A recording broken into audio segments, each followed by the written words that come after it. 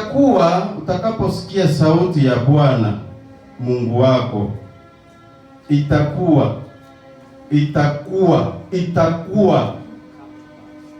Mimi sijui kama tunaelewana.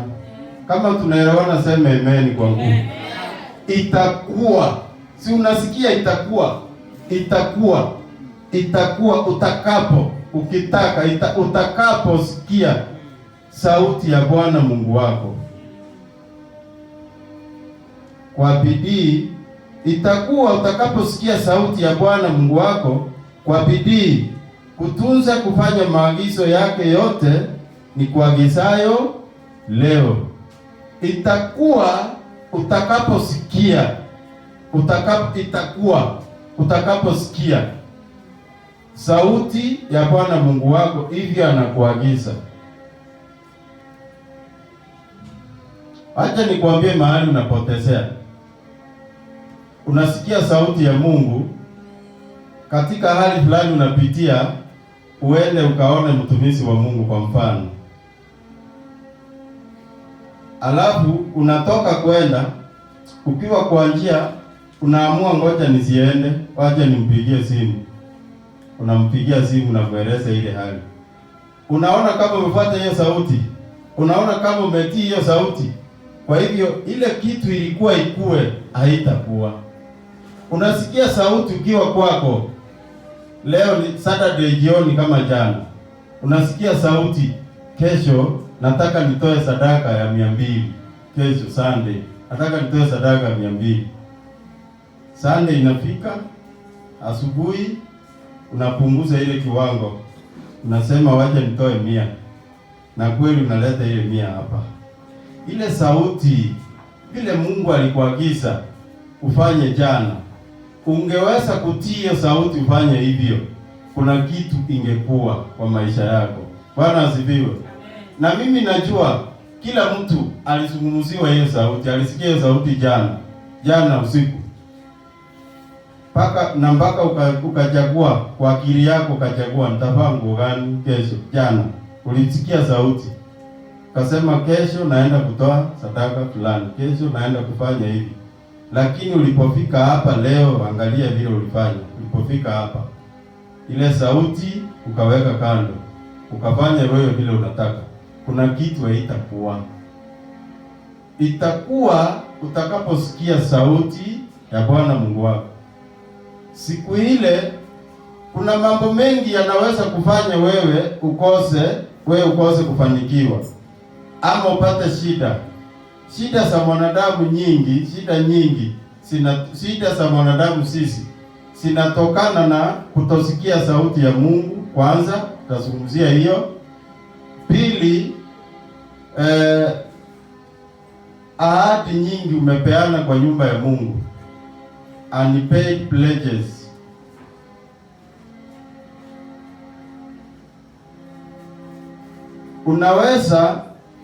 Unaweza kupitia hali ngumu kimaisha, magonjwa hayo, madeni hayo, matatizo hayo, na hata ukaombewa na zikakosa kutii. Hizo hali zikakosa kutii. Kumbe kama vile juzi nilikuwa na kijana mwingine alikuja ananieleza ile mambo anapitia. Mara nikipata kazi, nikifanya kidogo inaisha. Mara mke wangu ni mgonjwa. Wazazi wangu walikufa. Sasa shosho yangu amepaki peke yake, ni mgonjwa, anaumwa na kichwa January to December. Hiyo kichwa iponi. Watoto wangu nimeshindwa kulipa school fees, mwaka mzima hawakwenda shule. Sasa hivi hata leo hatuna kitu ya kukula. Lakini kuna wakati nilikuwa kazi ilikuwa inalipa vizuri, nilikuwa nalipa 40,000 na maisha ilikuwa sawa. Lakini leo niko na shida, mpaka ninashindwa ni mpaka lini. Aliponieleza hivyo, kabla nimuombee, mimi nikasikia nimuulize, na umeniambia ulikuwa kazi, ulikuwa unapata, kuna wakati ulikuwa hebu nieleze maisha yako basi vile ilikuwa. Unaendaka kanisa, ulikuwa ukienda kanisa wapi? Akanieleza. umewahi kuahidi vitu kwa kanisa na hukutoa? Akaniambia iko siku niliahidi Mungu nikipata kazi nzuri nitatoa nusu ya mshahara, na nikapata hiyo kazi, nilikuwa nalipa 40,000 lakini sikutoa. Ndio nakumbuka saa hii sikutoa hiyo nusu ya hiyo mshahara kwa kanisa, sikutoa. Hiyo ni moja. Nataka tuende polepole, usipotee. Ona, kabla apate kazi aliahidi Mungu, nikipata kazi nzuri nitakutolea nusu ya mshahara. Akapata kazi ya 40,000. Hiyo ni nzuri, si nzuri? Akasahau ile sauti alisikia, ile sauti alisikia. Itakuwa utakaposikia. Sasa alisikia, akaahidi. Alipopata akasahau, akaendelea na ile kazi. Ikafika fitina ikatokea, akavutwa ile kazi. Unaona Sijui kama unaona kitu hapo. Iko mtu anasikia kitu nasema. Tuseme amen. Sasa ile kazi iliisha. Mimi nataka uone hapo kama kuna makosa. Nataka uone kama kuna makosa hapo. Nataka uone kama kuna mtu atamuombea huyu ndugu. Unajua ile vitina imeitokana wewe na wanadamu. Wewe na wanadamu. Ile laana ya wewe mtu alikuambia utafanyika. Hiyo tukiomba mara moja tuseme yatosha, na inatosha hivyo. Tukitoa sauti tukikemea mara moja tuseme mateso haya yatoshe kuanzia sasa. Yakome kuanzia sasa, na inakoma hivyo. Lakini ile iko na mkono wa Mungu ambaye ametusimamisha, tunakufundisha leo. Hiyo hata tukisema itoshe, haitoshi. Paka tukufundishe, tukuonyeshe mahali umekosea, mahali umewacha kutii sauti ya Mungu. Tukufundishe, tukuonyeshe hiyo. Na tukisha kuonyesha hiyo, tunakuacha wewe sasa uamue ufuate hiyo njia. Sasa hapo kwa kufuata ni wewe nani? Hapo kwa kufuata ni wewe. Kama huyu ndugu akisema nikipata kazi nzuri nitapeleka nusu ya mshahara, si alikuwa peke yake? Si hapa wako na Mungu. Haya, wakati amepata sasa hiyo nzuri, akapata miezi kadhaa, bado Mungu anaangalia tu. Mwanangu huko duniani alikuwa na kazi, akalia, akahangaika, akasema nikipata nita. Na mimi nashuku hiyo ndio maisha ya watu wengi hapa. Na mimi nashuku ile siku una tatizo, unasema Mungu akiniokoa katika hili nita. Je, wakati alikuokoa kwa hilo wakati alikuokoa Bwana asifiwe. Mimi tunapoenda kumaliza mwaka, mimi nataka wewe utafakari leo. Huyu kijana alikuwa anapitia hizo shida zote, angalia hizo shida zote. Kwa sababu hiyo sauti alisikia kwa Mungu na hakutii baadaye. Hizo shida zote hizo. Nilipomfundisha hivyo, akasema nimekumbuka, ni kweli. Kwa hivyo nafaa nifanye nini? Hivyo ulisikia sauti ya Mungu. Sauti ya Mungu ni ndio, ni basi, ni hivyo. Hivyo ulisikia hivyo, ukutii, inafaa ufanye hivyo. Bwana asifiwe. Huyo kijana, hiyo nusu ya hiyo mshahara ilikuwa 40, akaenda katafuta, nitamlete hapa atoe ushuhuda mwenyewe. Akaenda katafuta mpaka akakopa na ingine tena. Akafikia ile, akapeleka kwa ile kanisa alikuwa. Hata alikuwa amehama kanisa, ameenda ingine. Nono, ukiahidi sana nitanunua tai, nitafanya, nitaweka dirisha hapa, tutainua hii mjengo. Ukiahidi sana utaona ni kama pastor amenizoea. Kisha nitafute hapa ile ingine. Natafuta ile ingine. Unaahidi kidogo, ukiona ni kama pastor na kujua huyu nani akitoa pledge, akiahidi anaendanga, akienda unaachana na hiyo, unaenda ingine. Una hivyo hii mwaka yote hii. Kuna mtu hii mwaka ameenda kanisa mengi. Na si eti anakuanga mbaya, au wangi mtu ndiye atoroke ile ingine. Atuzingi watu ndiye atoke pale. Anaweka pledge, anasikia nani tile niwekee sita. Akitoka pale nje anasema sasa na hii economy ni taili, ni unga, ni taili, ni school fees.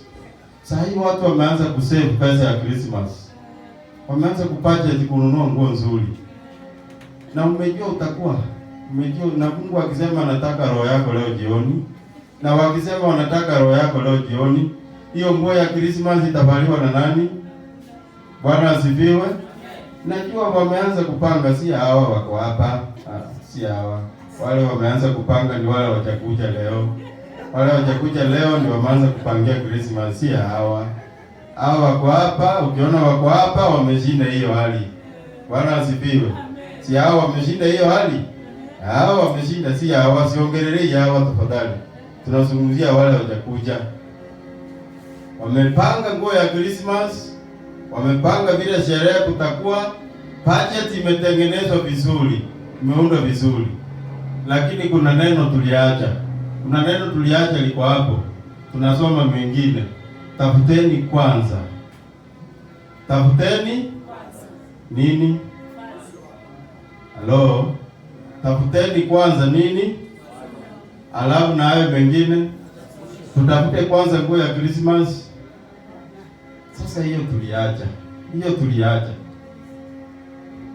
Huyu kijana wangu nilipomfundisha hivyo, akatafuta hiyo pesa na akakopa ingine, akapeleka kwa ile kanisa. Akamwambia ule mtumishi, kitambo kabla nikuwe na kazi, niliambia Mungu, ukinipea kazi nzuri, nitaleta nusu ya mshahara wangu. Na Mungu akanipa ile kazi, lakini sikuwahi lete hiyo. Baadaye ile kazi ikaisha. Shida zimekuwa nyingi, magonjwa imekuwa nyingi, matatizo imekuwa nyingi. Sasa hivi sina kazi. Na sasa hiyo tunaongea amepata kazi kwetu na hata haiko, ashaenda. Asafukuzwa. Sasa amekuja kuniona. Na akapeana ile pesa. Na pamoja na ako na shida nyingi, ako na tatizo nyingi, lakini akapeana hiyo pesa kwa kutii sauti ya Mungu. Akapeana hiyo pesa. Tukiongea na yeye akipeana hiyo pesa ilikuwa Thursday. Saturday jioni akanipigia simu. Halo. Nimeitwa kazi. Sasa kenye imenishangaza, nimeitwa kazi na mtu sijui. Na amenituma kazi mahali, na hapo mahali nilikuwa hapo. Sasa nafaa niende. Kwa hivyo sasa nimeshangaa sana. Nimeitwa kazi. Monday alikuwa kazi.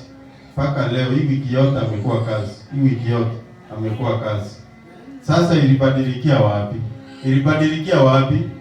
Hebu tazama ilibadilikia wapi? Alipotii ile sauti ya Mungu.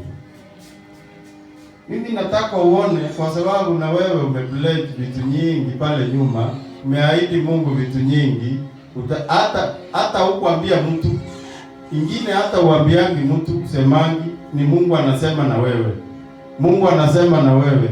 Hivyo ndio Mungu ni hivyo ndio anakuanga. Anaweza kusema na wewe hapo umeketi, nenda kwa nyumba, kafanye shopping, pelekea mtu wa Mungu. Na ukifika kwa nyumba, unaangalia hauna hiyo shopping, hauna hiyo. Na hii vitu nawaambia ni kweli. Kijana mwingine naye alisikia sauti hivi, afanye shopping, apelekee pastor huko Dandora. Akaenda akafanya shopping kweli. Akachukua baisikeli yake akaenda kashop, kanunua mpaka nyama ya fillet. Alisema hivyo, mimi sijawahi kujua ni gani. Alisema hivyo, fillet, mimi sijui ni gani. Akashop paka na nyama, akanunua kila kitu. Alifanya shopping ya 5,000. Akafunga kwa baisikeli yake apelekee pastor. Vile alisikia sauti, pastor hakumtuma, alisikia sauti. Alipofika kwa njia akakuta kijana rafiki yake. Vipi bwana, unaenda wapi? Naenda kanisa. Kwani leo ni siku ya ibada? Kuna watu ukimwambia unaenda kanisa Tuesday anashangaa haya.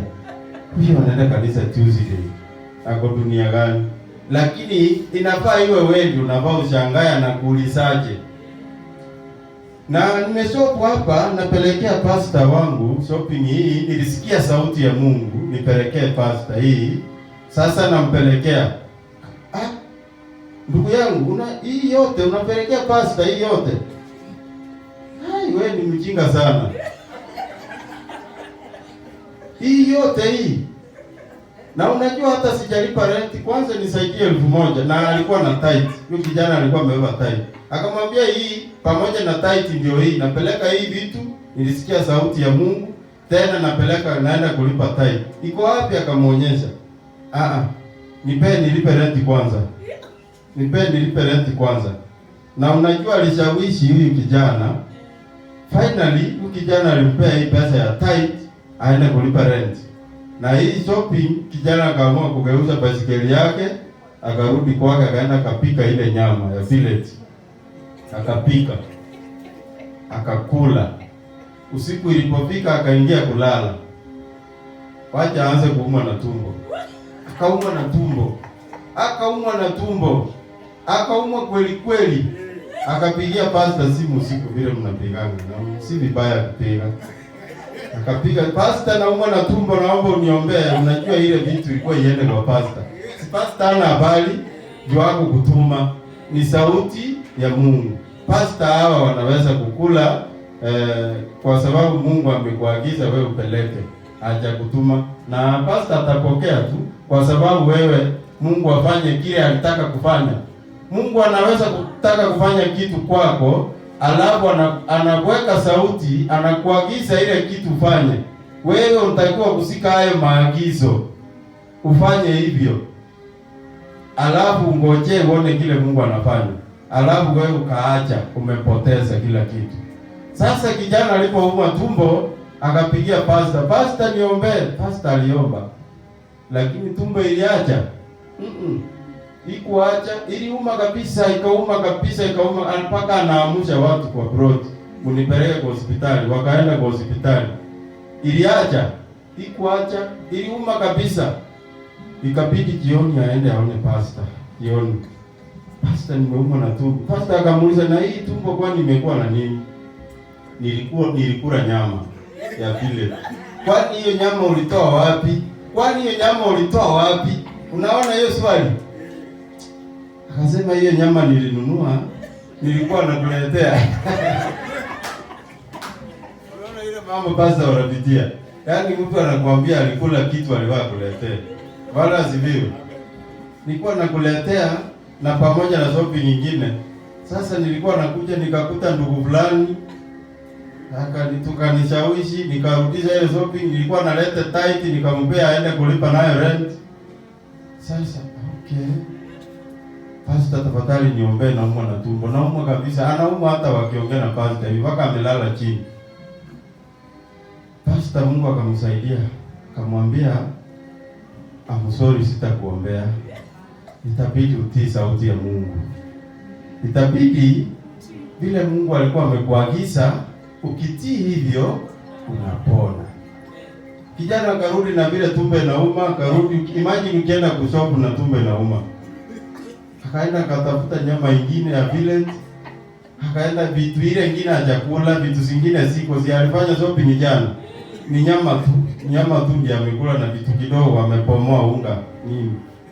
Akafanya ile vitu akaleta kwa pastor. Na pastor akasema ile neno Mungu alikuwa amesema juu ya maisha yako na itimie. Na hata na tumbo iliaje kuuma. Bwana asifiwe. Unaona vile tunaweza kupata shida zingine na si eti umerogwa, na si eti kuna mtu alikuangalia na macho mbaya, na si eti kuna maajabu mengine yanahitajika. Ni wewe ulikosa kusikia sauti ya Mungu. Bwana asifiwe. Mara mingi hivi umeketi hata saa hii najua umesikia sauti ya Mungu tayari. Najua kabisa. Na tukimaliza, kwa sababu umesikia sauti ya Mungu, kuja hapa mbele tuombe na wewe. Hivyo umesikia, ufanye hivyo. Alafu kile Mungu anataka kufanya kwako afanye hivyo. Tutakutana hapa, tutoe ushuhuda ya mambo yale Mungu amefanya kwa maisha yetu. Sema amen kwa nguvu. Tayari Mungu amezungumza na watu hapa, najua. Tayari amezungumza na kila mtu hapa. Tayari amezungumza na kila mtu. Hata ile hali ulitaka kuombea, tayari Mungu amezungumza na wewe. ile kitu tayari Mungu amezungumza na wewe, na Mungu huzungumza na watu hapa kila siku, na Mungu wetu akitaka kumwokoa mtu anazungumza na wewe kwanza, anakupa maagizo. Hebu niambie, yule mwanamke msunami tulifundishwa hapa wiki ingine, aliposikia sauti akasema, aliposikia sauti, kuna mtu wa Mungu anapitanga hapa, tutengeneze nyumba, tuweke kitanda, tuweke kameza, tuweke taa, apitapo anapita na lala hapa akiendelea kazi ya Mungu. Hebu niambie, hivi alisikia sauti ya Mungu? Hivi alisikia? Alafu ndiye akaenda kumwambia mumeo, akamwambia mume wake. Hebu niambie, hivi alisikia? Hivi alisikia wewe mwanamke? Hivi alisikia? Angesikia hivyo, alafu aambie mume wake, ninataka tufanye, mtumishi wa Mungu apitapo, alafu akose kufanya. Sasa akose kufanya, ipakie hivyo alisikia hivyo. Si mnaona akasema na tufanye, na mwisho si alifanya? Si mwisho alifanya? Unaona pale anaulizwa, unaona pale mtumishi wa Mungu akisafanya, mtumishi wa Mungu sasa anauliza, unataka utendewe nini? Atendewe nini? Kwani huyo Mungu leo aulizi hapa kanisani utendewe nini? Kwani wewe hapa kanisa, wewe hakuna kitu unataka kutendewa? Bwana asifiwe. Wewe hakuna kitu unataka kutendewa leo? Kama kuna kitu unataka kutendewa, sema amen kwa nguvu. Utendewe nini? Utendewe nini? Wewe utendewe nini? Lakini kabla ifike hapo utendewe nini, rudi nyuma kwanza. Umesikia sauti ya Mungu? Umesikia sauti ya Mungu? Umeisikia utunze maagizo na kueleza. Alafu sasa utendewe nini? Na bila shaka atatenda. Bila shaka atatenda. Bila shaka itatimia kwa jina la Yesu. Na mimi naamini hivyo. Mungu hajawahi kuahidi jambo akakosa kutenda. Na ukisikia unaagizwa. Mimi nataka kanisa letu kuanzia leo, watu wawe wanasikiza sauti ya Mungu. Wewe unasikiza kutoka kwa Mungu, unafuata hivyo. Umesikia, hata hujaambiwa na mtu, hujaambiwa na pastor, hujaambiwa na yeyote, unasikia na unafuata hivyo, alafu unaona kile Mungu anatenda kwa maisha yako. Tutakuwa na watu wamebarikiwa hapa, tutakuwa na watu wamebarikiwa. Bwana asifiwe. Tutakuwa na watu hapa tukitangaza project ya kanisa, mtu mmoja anainua mkono juu, anauliza hiyo ni ngapi? Hiyo bili ni ngapi? Na vile Mungu amenibariki ni ngapi? Unajua vitu vingine tunafanya hapa tunaita maskini. Eti tunachanga tununue maziwa ya kesha na nini? Maziwa 10 tunachanga kanisa mzima. Hiyo ni maskini. Na hiyo ni maskini. Hakuna mtu amebarikiwa anaweza sema kesha hii inakuja ni mimi na inatosha. Kama ile siku nyingine Bishop aliuliza niko na wageni nani chai, nikaona watu wawili, kasema ndio. Au wamesikia sauti ya Mungu, wamebeba hiyo mafundisho yote. Na ngoja nikwambie, si tunaishi ngoja mtu asikie sauti ya Mungu tuone baadaye. Lazima kuwe na ushuhuda. Lazima kuwe na ushuhuda, nyuma inakuja. Mungu akasema na wewe ukatii, ukafuata maagizo. Sikia, ukifuata maagizo vile inaenda. Sikia sasa. Bado tunaendelea hapo 28.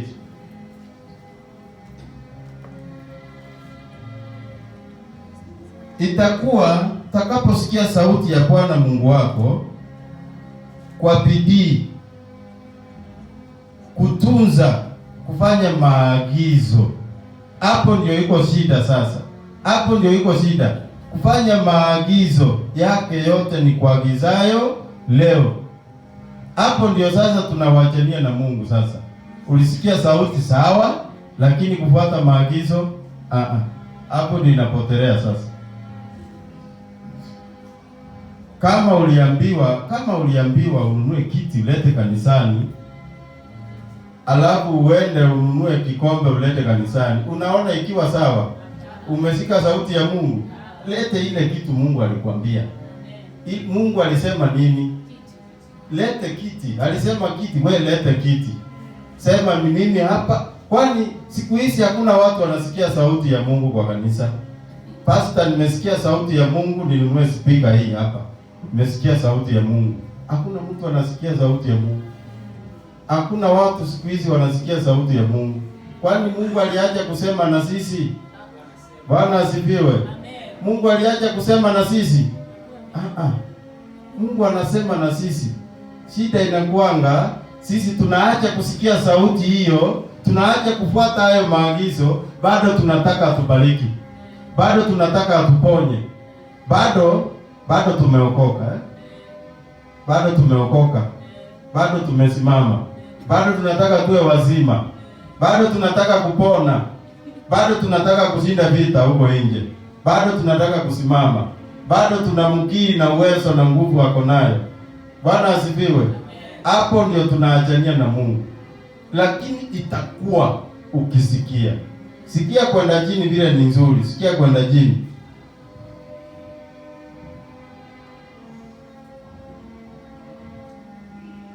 Ndipo Bwana Mungu wako atakapokutukuza. Unaona, hiyo inakuja baada ya kusikia sauti ya Mungu. Vile utatukuzwa hatujui, kulingana na ile kitu Mungu atakuagiza, kulingana vile Mungu alikuagiza. Na hata leo najua Mungu amesema na watu hapa, najua. Na kama wewe ni mmoja uliwahi kuahidi kitu mahali popote, si lazima hapa kanisani, popote uliwahi kuahidi jambo lolote, uliwahi kusikia sauti ya Mungu ufanye kitu kwa nyumba ya Mungu ama kwa mtumishi wa Mungu ama kusaidia mtu. Unaweza kusikia sauti ya Mungu ulipie mtu fulani school fees. Ulisikia na ni Mungu alisema anataka ulipie yatima fulani ama mtoto fulani school fees. Akaweka wewe mzigo kwako. Alitaka ufanye hivyo. Alafu wewe ukanunua maziwa na sukari ukapelekea huyo mtu. Umeona kama umesikia sauti ya Mungu? Ile kitu Mungu alitaka kufanya kwa maisha yako, alitaka kukutukuza, haifanyiki hivyo tena. Sasa tutakuwa chini ya mataifa. Tutakuwa chini ya mataifa. Sasa hatutakuwa juu ya mataifa tena. Tuendelee kwa sababu masaa inaenda. Ndipo Bwana Mungu wako atakapokutukuza juu ya mataifa yote duniani. Tutashinda. Tutakuwa juu ya magonjwa. Madeni hatutaona tena. Hatutalia tena. Tutakuwa na kanisa watu wamebarikiwa. Kona hii wamebarikiwa, kona hii wamebarikiwa, kona hii wamebarikiwa. Mtu akitokea mmoja ako na tatizo, mmoja anasema niajie hiyo.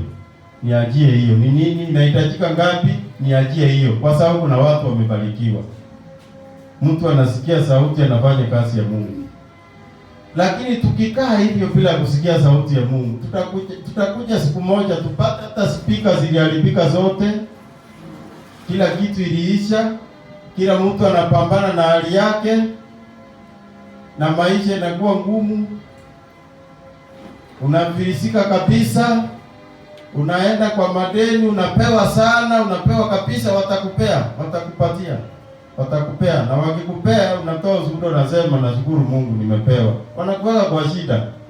Kwa sababu ukikosa kulipa wanakupeleka jela. Wengine mnachukiana na wao. Unakuwa mtumwa. Hakuna mtu ako mtumwa kama mtu ako na madeni. Imagine ulikuwa uende hii njia, unakumbuka hujalipa deni hapo. Inabidi uzunguke mbali. Inabidi uende njia ile ya mbali. Bwana asifiwe. Imagine unasikia kuna ushirika kwa ndugu fulani. Unakumbuka uko na deni yako, unaamua uende hiyo ushirika. Imagine kuna mtu hajakuja kanisa leo, anakumbuka niko na pesa ya Pastor Nicholas sijampatia. Na huyo akozangi kanisa. Angekuwa kujangi ninaweza enda leo, lakini huyo akozangi, ngoja nisiende leo. Sasa ona. Na ilianza wapi ndio ufike kwa hiyo hali? Uliacha kusikia sauti za Mungu. Uliacha. Ukaweka na nadhiri nyingi zingine ulisahau, lakini nakuombea leo ile moja ulisahau ukumbuke saa hii, na tutaomba ukuje hapa mbele, hatutakuuliza ni gani. Mimi nitatamka neno tu, natamka neno tu. Mimi ni mmoja, naamini neno ikitamkwa kwa maisha yangu kitu inabadilika. Hivyo naamini nikitamka neno kwako hali zinabadilika. Naamini nikitamka neno kwako unapona. Naamini tukitamka neno kwako kuna kitu itakuwa. Naamini hivyo. Umesikia sauti sasa, kwa sababu umesikia sauti tayari. Hivyo umesikia sauti. Ukifuata hayo maagizo, ukitunza kusikia, ukisikia hiyo sauti ufuata hayo maagizo, utatukuzwa sasa. Iko hali itakuwa swali. Iko zingine hatutakuombea, ingine hatutaomba. Wewe fuata hiyo sauti umesikia. Wewe fuata ile sauti ulisikia ukufuata. Ingine itakuwa sawa. Nimekuuliza huyo mwanamke Msunami angekosa kutengenezea huyo mtumishi hivi alitengenezewa. Unaona kama huyo mtumishi amemuuliza unataka utendewe nini? Baada ya siku nyingi ameishi hapo, amekula, amekunywa, ameishi vizuri. Kasikia kufurahi kwa sababu ya sauti ya Mungu. Huyu mwanamke alisikia, wakamtendea mtumishi hivyo. Baadaye anamuuliza utendewe nini? Na hilo swali liko na sisi. Sauti ya Mungu umeisikia tayari. Ingine ulisasikia. Leo tukienda kuomba hapa, Mungu akusaidie utimize hiyo sauti ya Mungu umesikia. Ama ile ahadi umewahi kuweka. Tukienda kumaliza mwaka, usimalize mwaka na ahadi nyingi umeweka kwa kufanya kazi ya Mungu. Uliahidi nita. Wacha niwaambie leo, wacha nikwambie. Kama kuna mtu hapa hana kazi asikie. Huna kazi, hujataka. Nakwambia hujataka. Ukitaka hata leo, unataka kazi, ukitaka hata leo, umesikia sauti ya Mungu. Umesikia sauti ya Mungu vile utafanya. Nenda kafanye hivyo. Sisi tutatamka neno hapa, Mungu akusaidie na utakuwa kwa kazi. Utakuja kushuhudia hapa, tutasikia kwa ushuhuda. Nilisikia sauti ya Mungu, nilikuwa sina kazi, nilisikia sauti ya Mungu, nikaagizwa hivi na hivi, nikafanya, tukaomba na pasta, leo Mungu ametenda. Bwana asifiwe. Ni nini unataka? Ni nini unataka? Tayari umesikia sauti ya Mungu. Umesikia sauti ya Mungu tayari.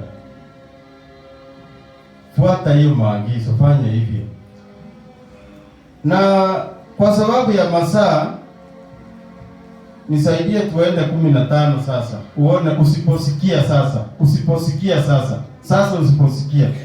Mimi nataka ukienda nyumbani usome hiyo kuanzia juu. Vile ukisikia sauti ya Mungu, vile itafanyika, utabarikiwa uingiapo, utokapo, utabarikiwa uzao wa tumbo lako, utabarikiwa nyumbani chako, utabarikiwa Nairobi, watoto wako, ng'ombe zako, mifugo yako, mashamba yako. Kwenda usome hiyo maneno yote kutoka 1:28 mpaka 15.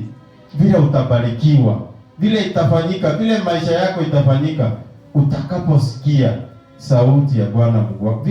Vile itafanyika. Na usipotaka vile wengi tunafanya hapa kanisani. Utaki kusikia sauti ya Mungu. Utaki na Mungu amekuagiza. Utaki na usiposikia sasa.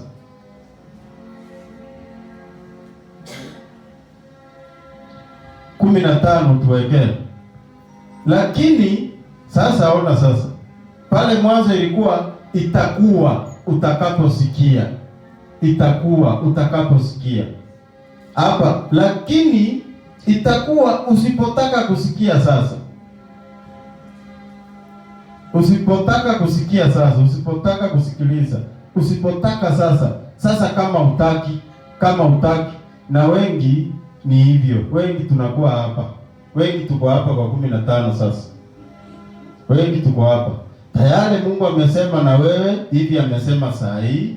Tayari umesikia sauti ya Mungu, tayari ulisikia sauti ya Mungu, lakini usipotaka kusikia sauti ya Bwana Mungu wako, kuangalia kufanya maagizo yake yote, amri zake akuagizayo hivi leo, ndipo sitakapokujia laana hizi zote. Kuna vitu ninakataa, kuna vitu nimechukia siku hizi. Siku hizi kuna vitu nimechukia, kuna vitu nimekataa. Nimechukia, yaani umasikini ni mbaya kuliko laana. Umasikini ni mbaya kuliko laana. Kwa sababu si moja inasababisha ingine. Halo? Mtu akiishi sana bila chochote kabisa, hata atasema hakuna Mungu. Na wale wazazi tuko nao wakiishi hivyo, waishi maisha ngumu, hatuwasaidii, hatuwatumii pesa, hakuna, wakae na shida. Mwisho akikufa anakufa kama ametulaani. Amekufa kama ametulaani, kama amesema vibaya. Anakufa kama amesema vibaya. Halafu sisi tunaanza kuhangaika Nairobi, tunaanza kuhangaika Eldoret, tunaanza kuhangaika dunia hii. Unatafuta kazi huku pati, paka unagojeka, unaenda hospitali, daktari haoni ugonjwa. Unakaa kidogo, kitu imemea kwa mguu, unashindwa na hii imetoka wapi? Ukijaribu kusave kapesa kidogo, na save vizuri, na wengine wanajua kusave. Tayari mmesave, wanajua kusave. Ukisave kakifika kiasi, mtu anakuja anaongea maneno mazuri kama ile tumesikia ushuhuda hapa. Unampatia yote. Mwingine aliniambia alisave akafikisha 50,000. Amejinyima kabisa, hata kulangi lunch, hata kunywa chai na kitu, amejinyima kabisa. Hiyo ni njia nzuri ya kusave kweli. Hata akigonjeka amejinyima kabisa, hawezi nunua hata dawa, anasave. Alisave kwa aina hiyo akafikisha 50. Alafu jamaa akakuja na maneno mazuri. Akamwambia nipatie hiyo pesa yako, niende nabadilisha tu, napewa double na kuongezea 20. Akaona na vile nimesave siku nyingi, niongezewe 20 leo, akampatia. Huyo jamaa alizima simu hivyo waka leo, na walikuwa wanashiriki naye kwa kanisa hapa tuka leo bangi si mbali. Walikuwa wanashiriki naye, akazima simu na akawaja hiyo kanisa. Si ni nyingi. Halo, Bwana asifiwe. Si ni nyingi. Si ni kuzima tu simu, unaingia hiyo connect, na unaenda na abudu huko. Lakini ona, shida ilitokea wapi? Shida ilianza wapi? Pale hapa 15, hapa 15. Huyu mtu si saa ile ulikuwa na save, kuna pesa ilikuwa inaitishwa kwa kanisa. Saa ile ulikuwa na save, walikuwa wanaweka tile, ukasave wewe. Wewe una save, saa ile wanaweka tile, wewe una save. Wewe endelea kusave nani? Hata saa hii endelea kusave, endelea kusave. Saa ile unaona microphone zinasumbua hapa kanisani, wewe bado una save. Saa ile wananunua keyboard, wewe bado una save. Unasikia sauti ununulie wanakwaya wetu uniform, bado una save, na sisi wanunulie uniform, sisi wao wanaimba, si wajinunulie. Kwani mtu akienda kucheza hivi si anacheza, si anunue uniform aende acheze vizuri? Na ulisikia sauti wewe wanunulie uniform. Na katika kufanya hivyo kuna kitu Mungu wako anataka kufanya, ama ile hali huko anataka kutoa hapo, ama hiyo kanza iko huko anataka atoe, ama hiyo kazi uliomba anataka akupatie, ama anataka upewe promotion hapo kwa kazi. Amekupa sauti, kanunulie wanakwaya uniform. Na hapa iko mtu aliambiwa hiyo haiji bure, iko mtu aliambiwa na ni ando wanunulie uniform, naye Mungu afanye kazi yake kwa maisha yako. Alafu wewe unaamua kusema unaleta kama idea, na si tununue uniform. Sasa umebadilisha, si tununue uniform. Sasa unaona umebadilisha. Sauti ilikuwa ununue wewe, waulize wako wangapi? 6. Enda kwa fundi ni ngapi? 1,000, 6,000 wakuwe na uniform, waimbe hapa na wewe upokee ile kitu Mungu alitaka upokee. Bwana asifiwe. Singine tunapokea hivyo hata tukiombewa, singine ni hivyo, singine unapokea bila kuombewa kwa kusikia sauti ya Mungu, na zingine, shida zingine, matatizo mengine, magonjwa mengine, mahangaiko mengine yanakuja kwa sababu ya 15 hii. Lakini itakuwa usipotaka kusikiliza sauti ya Bwana Mungu wako, usiangalie kufanya maagizo yake yote na amri zake ni kuagizayo hivi leo, ndipo zitakujilia laana hizi zote na kukupata. Hii ikikuja kwako, Pastor mgani atakuombea itoke? Bishop mgani, Bishop gani atakuombea? Hata tukimtoa Nigeria, hata tukimtoa nani, hata tukilete mzungu, hata tukilete Paulo mwenyewe, tumwambie Paulo rudi hapa duniani, iko moja amebaki. Hata tukimrudisha Paulo mwenyewe akuombee, unaona ikitoka hii inatolewa na wewe mwenyewe, ni wewe mwenyewe. Bwana asifiwe. Hii unatoa wewe mwenyewe. Uliahidi nini kwa nyumba ya Mungu? Wapi? Wewe fuata hiyo sauti, ile hali huko itatoka. Tunataka mwaka ujao kanisa letu liwe na watu wamebarikiwa sana. Mimi nataka kuhubiria wao wabarikiwa. Wabarikiwa, Bwana asifiwe. Wabarikiwa, Bwana asifiwe. Ambia mwenzako mimi ni mbarikiwa. Mimi ni mbarikiwa. Jina langu ni mbarikiwa tangu leo. Nataka mwaka ujao mimi ni pastor ya wabarikiwa. Bwana asifiwe. Watu wamebarikiwa. Mtu anaishi maisha anataka. Mtu anaishi mahali anataka. Tukikuja hapa kanisani, watu wamebarikiwa, hatutawaambia kitu ya kufanya. Mtu amebarikiwa, unaingia Sunday unapata tile iliwekwa. Tile ziliwekwa mpaka kwa mlango. Mtu amebarikiwa. Anaona Pastor Nicholas anamuuliza, hiyo mpango ya tile imefika wapi? Hii wiki nataka nifikishe katikati. Amesikia sauti na ambii mtu namaliza. Sisi tunakuja hata usitaka tukupigie makofi. Nani? Ngoja nikuibie siri. Ulikuwa ujui. Ukifanya kitu hapa. Pastor Peter ametununulia speaker. Mpigie makofi, tunakupigia makofi. Unajua umelipwa. Tumekulipa na makofi. Sasa usingoje kwa Mungu. Si tumekupigia makofi. Umelipwa nani? Wewe umelipwa. Sasa ulete ingine tukupigie makofi. Leta ingine tukulipe na makofi. Lakini ulete hivi, ulisikia sauti ya Mungu, ulete uweke hapo. Hata pastor anauliza, nani alileta hii speaker? Nani alileta hii speaker? Tunakuja kusikia ushuhuda baadaye ndio tunajua kumbe ilikuwa wewe. Bwana asifiwe. Nilisikia sauti ya Mungu, ninunue speaker hapa kanisani, nikaleta speaker nikaweka hapa. Hivi nazungumza leo. Mungu amefungua biashara kubwa, nitakuwa nasafiri kwenda China, naleta container 3 kwa mwezi. Sasa nataka kusema yule ako hapa kanisani hana kazi, anione baada ya ibada.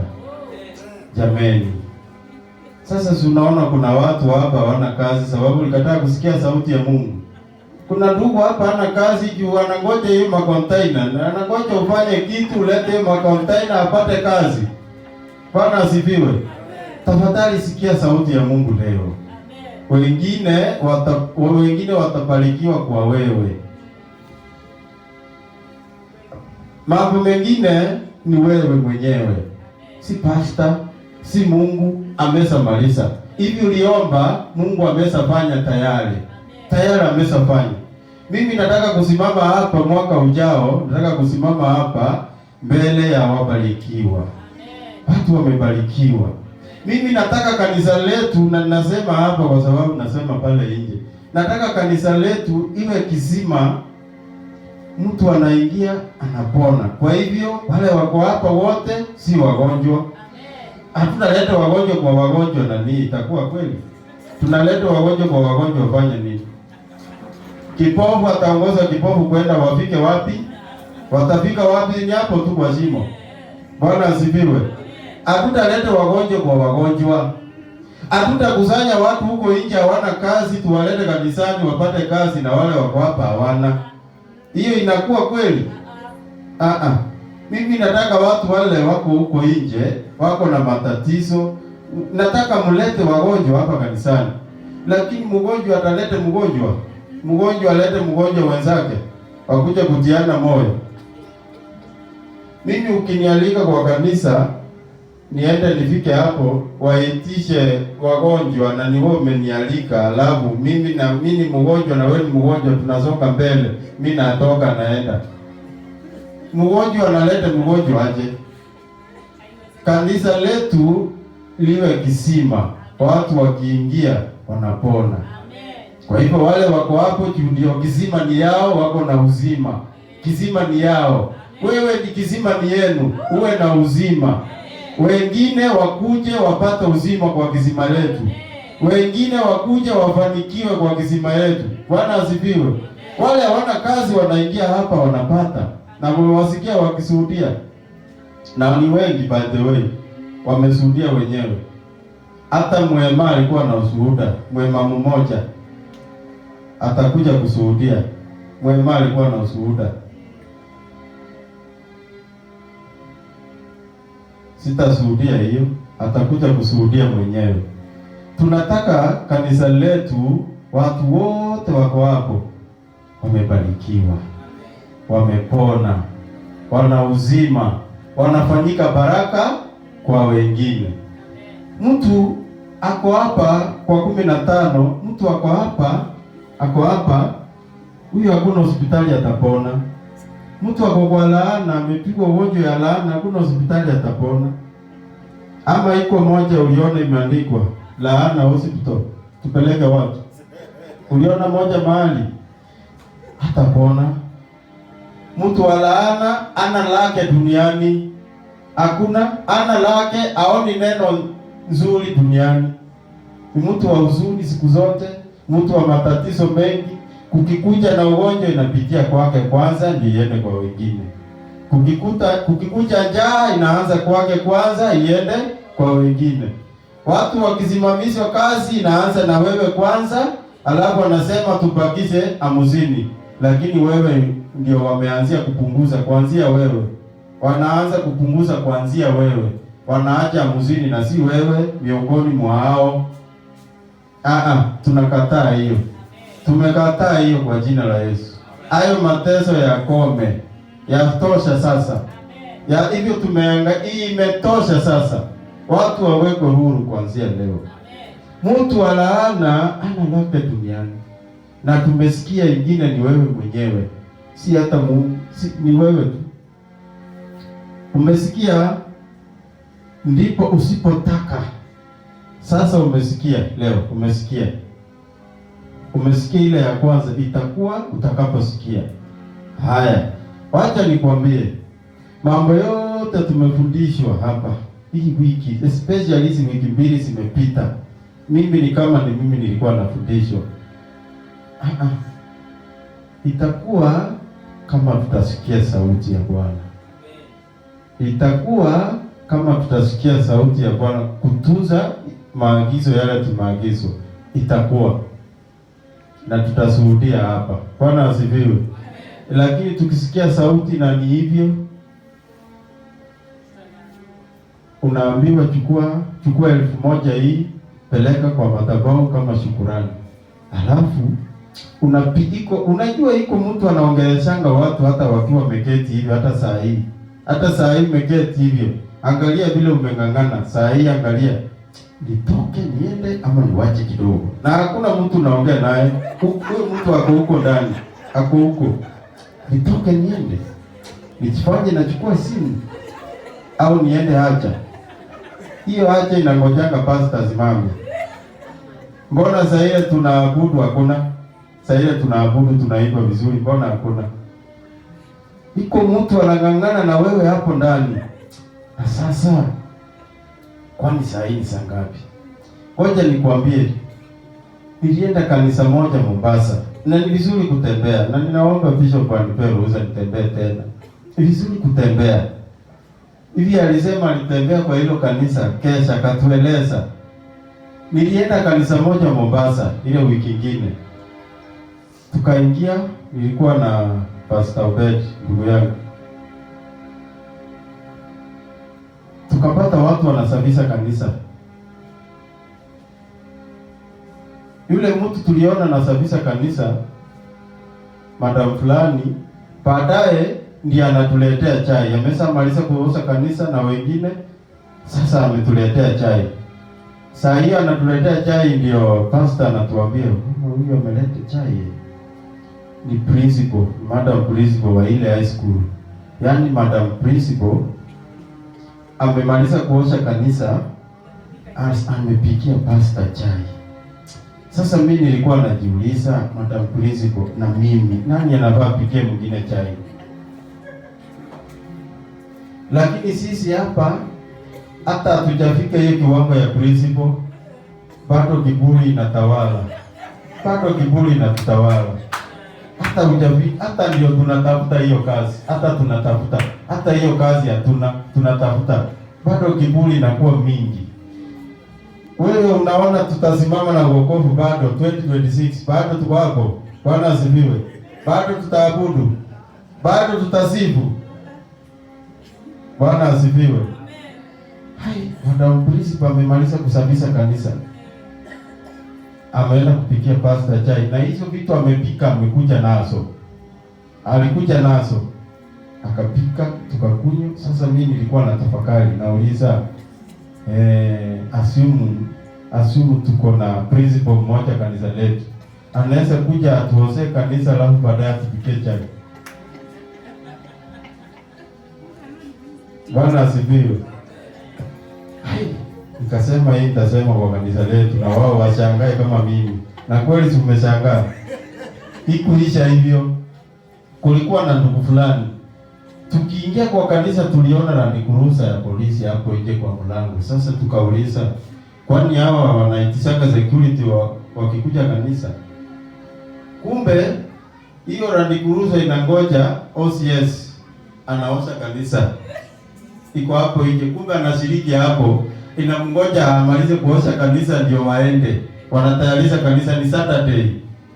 Yaani pamoja na OCS, pamoja na kuletwa na gari, anaosha kanisa. Ni nini nazuia sisi tusitumike hapa kanisani sasa? Ni cheo kubwa, ni baraka nyingi, au ni kiburi mingi? Ni nini nazuia tusitumikie Mungu wetu hapa kanisani? Si ni kiburi. Na tukiacha leo, si Mungu atatutumia? Na tukiacha leo, si tutakuwa wabarikiwa? Tukiacha leo 2026, si tutatawala wengine? Si tutakuwa wabarikiwa? Kuna kitu tutakosa kweli 2026? Mimi nataka 2026 nasimama kwa kanisa zingine huko. Nitatembea sana huko. Nasema vile kanisa letu iko na, nataka kusema ukweli.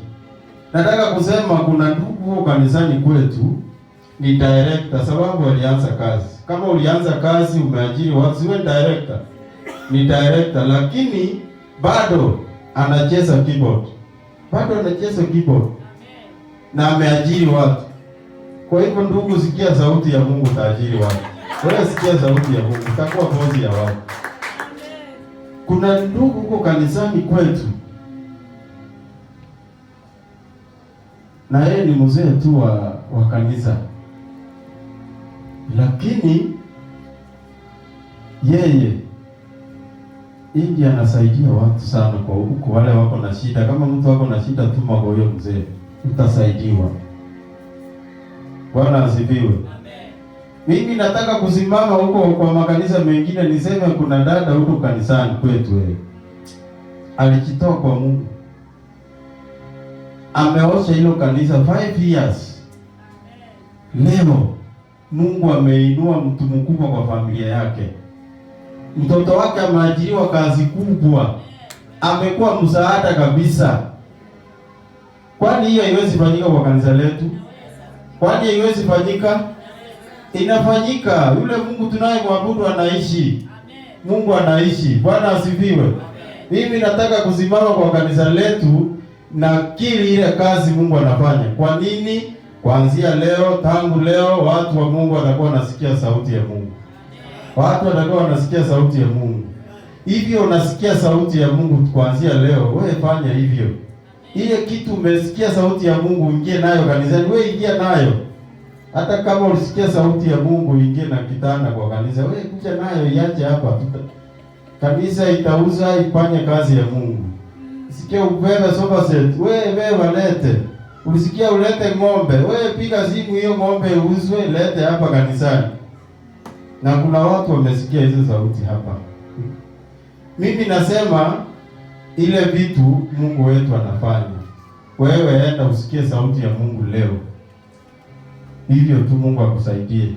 Mwaka ujao tukutane hapa tushuhudie. Hata na mimi nitakuwa na ushuhuda. Wangu ndio utakuwa wa kwanza. Hata mimi nitakuwa na ushuhuda. Bwana asifiwe. Kwani mimi siwezi sikia sauti? Tayari nimesikia. Na nitafuata hivyo.